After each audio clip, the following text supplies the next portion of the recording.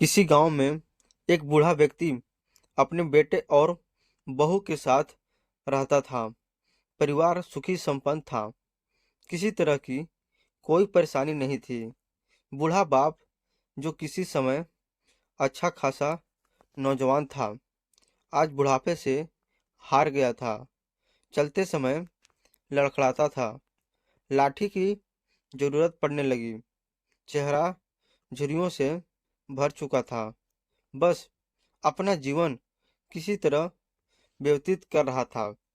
घर में एक चीज अच्छी थी कि शाम को खाना खाते समय पूरा परिवार एक साथ टेबल पर बैठकर खाना खाता था।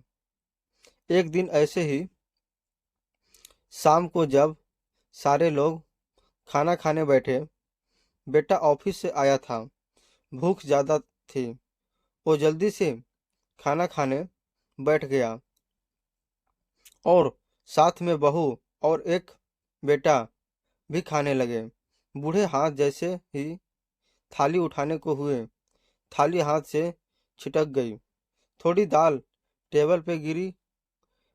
बहू ने बेटे का घृणा दृष्टि से पिता की ओर देखा और फिर से अपना खाने में लग गए। बूढ़े पिता ने जैसे ही अपने हिलते हाथों से खाना खाना शुरू किया, तो खाना कभी कपड़ों पे गिरता, कभी जमीन पर। बहू चिढ़ते हुए कहा, हे राम, कितनी गंदी तरह से खाते हैं। मन करता है इनकी थाली किसी अलग कोने में लगवा देते हैं। बेटे ने भी ऐसे सिर हिलाया जैसे पत्नी की बात से सहमत हो। बेटा यह सब मासूमियत से देख रहा था। अगले दिन पिता की थाली उस टेबल से हटाकर एक कोने में लगवा दी गई। पिता की दबाती आंखें सब कुछ देखते हुए भी कुछ बोल नहीं पा रही थी।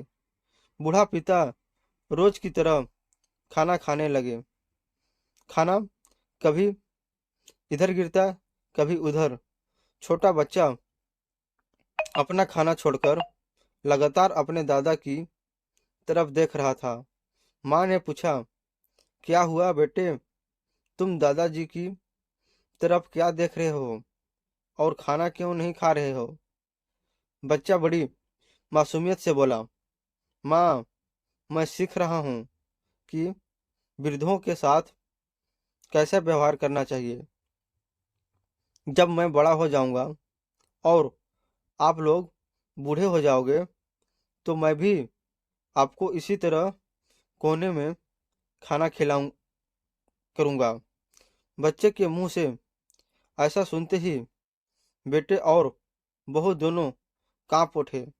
शायद बच्चे की बात उनके मन में बैठ गई थी, क्योंकि बच्चा ने मासूमियत के साथ एक बहुत बड़ा सबक दोनों लोगों को दिया था।